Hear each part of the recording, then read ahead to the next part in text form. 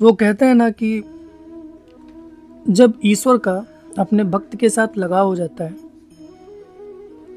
तो ईश्वर को अपने भक्त के वहाँ आना ही पड़ता है। तो आज हम आपके लिए ऐसे ही कहानी लेकर के आए हैं जिसमें स्वयं नारायण एक बच्चे का रूप लेते हैं, एक सेठ जी के पास जाते हैं, वहाँ पे काम करने के लिए बोलते हैं, अपना नाम बताते हैं उन्हें, अंतर्यामी।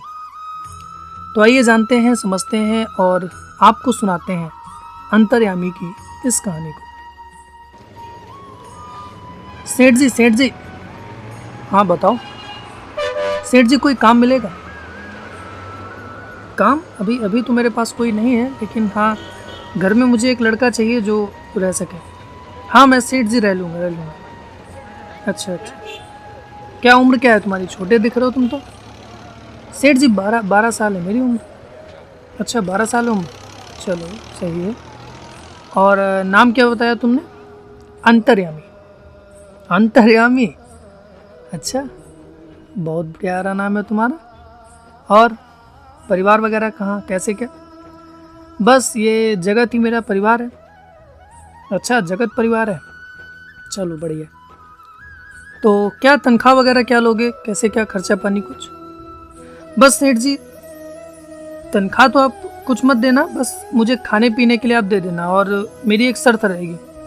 अच्छा भाई, शर्त भी रखोगे? जी, क्या शर्त क्या रहेगी बताओ? सेठ जी वो बस आप खाने के लिए कभी मुझे मत करिएगा, मतलब खाना जब भी मैं जितना भी खाऊं तो आप दे दीजिएगा। अरे नहीं भाई, वो ईश्वर की कृपा से खाने पीने की घर में कोई कमी ही नहीं है, तुम्हें मिलता रहेगा, ठीक है? चलो मैं सबसे बोल दूंगा, तुम्हें कोई नहीं टोकेगा, ठीक है? चलो अंतर्यामी। जी सेठ जी। सेठ अपने घर जाता है, अपनी पत्नी को बुलाता है। अरे सुनो। जी आई। देखो अंतर्यामी से मिलो भाई, अंतर्यामी आए हैं, अंतर्यामी। अच्छा अंतर्यामी, ये कौन है? ये अंतर्यामी है, आज से हमारे वहाँ काम करेगा। अच्छा ठीक, चलो बैठो अंतर्यामी, सब इनको समझा देना काम वगैरह, मैं नहाने जा रहा हूँ। ठीक है। अगली सुबह सेठ जी अपने काम पे चले जाते हैं, अंतर्यामी जो है सारा काम वगैरह करता है। ऐसे कुछ दिनों तक चलता रहता है, सारी चीज़ें सही चलती रहती हैं। लेकिन उसके बाद एक दिन अचानक जो सेठ जी की पत्नी होती हैं उनको एक बुलावे में जाना पड़ता है। वो वहाँ जाती हैं, जब 4-5 औरतें बैठी होती हैं तो एकदम से एक बात चलने लगती है। अरे मैंने सुना है तुम्हारे घर पे अंतर्यामी आया हुआ है। हाँ मैंने भी देखा था, बहुत अच्छा का लड़का है, बहुत अच्छा काम करता है, सारी चीजें। सेठ की पत्नी अचानक से उसके मुंह से निकल जाता है कि काम बढ़िया करता है लेकिन बस खाता ज्यादा है। अब जैसे ही ये बात अंतर्यामी सुनता है, क्योंकि अंतर्यामी नाम ही अंतर्यामी है, और हमारे प्रभु वो बात को सुन लेते हैं और हमारे प्रभु अंतर्ध्यान हो जाते हैं।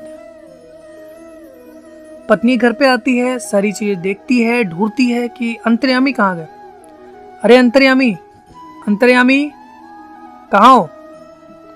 अंतर्यामी तो अंतर्ध्यान हो चुके हैं, तो वो मिलेंगे कैसे? आखिर में जो खाने को उनको बात कह दी गई थी। अच्छा चलो, आ ही गया होगा, कहीं ना कहीं गया होगा। शाम को सेठ जी आते हैं। अब सेठ जी की एक आदत होती है कि वो कभी भी बिना अंतर्यामी के खाना नहीं खाते थे, यानी कि जब सेठ जी खाना खाएंगे अंतर्यामी को भी बुलाएंगे और फिर दोनों लोग साथ में मिलके खाते थे। अब इतना लगाव हो गया था जो। सेठ जी जैसे ही घर आते हैं, खाना खाने के लिए बैठते हैं। अंतर्यामी, ओ अंतर्यामी, ओ अंतर्यामी।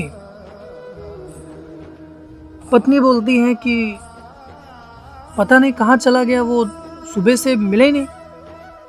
क्या? अंतर्यामी नहीं मिला? कहाँ गया? मुझे नहीं पता, वो मैं गई थी बुलावे में तो वहां से आई, फिर मिला ही नहीं। ऐसा हो ही नहीं सकता है, अंतर्यामी कैसे चला गया? अच्छा ये बताओ, तुमने कोई बात कही थी क्या खाने को लेकर के? नहीं मैंने तो कुछ नहीं कहा। नहीं कुछ तो कहा होगा, बताओ कुछ तो कहा होगा तुमने। नहीं, मैंने नहीं कहा।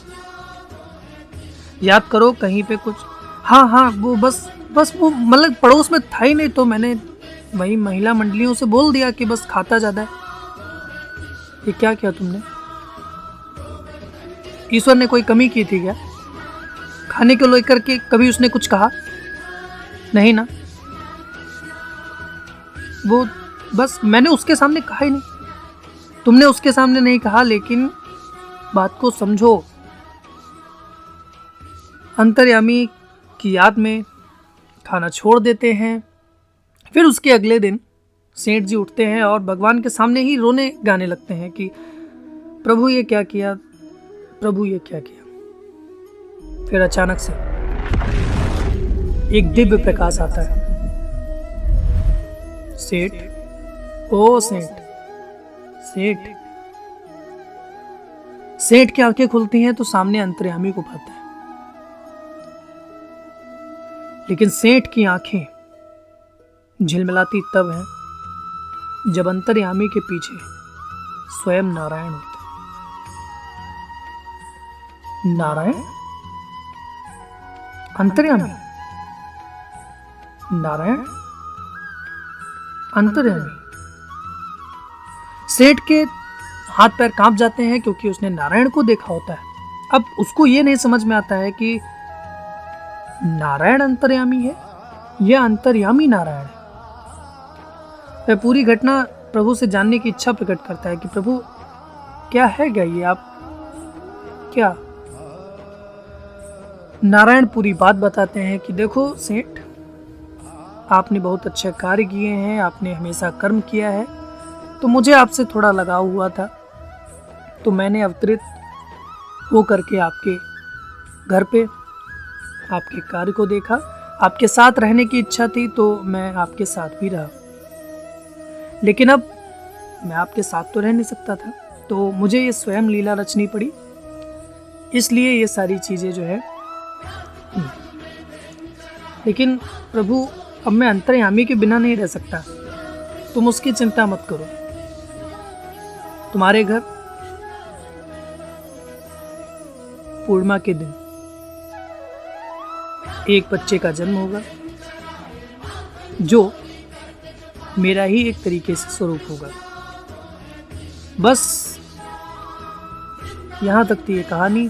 तो आशा करते हैं दोस्तों आपको पसंद आई होगी, और कृपया करके ज़्यादा से ज़्यादा लोगों तक आप इसको शेयर करिएगा। तो बस भगवान कब, कहाँ, कैसे, किस रूप में आपके वहाँ आ जाएं और आपसे अपने मन की इच्छा प्रकट करें, तो इसलिए सभी में आप ईश्वर का वास को देखिए और सभी में ईश्वर को ही जानिए। आशा करते हैं कि आपको ये समझ में आई होगी। हमारे चैनल को जरूर सब्सक्राइब करिएगा, कर्मसु.in।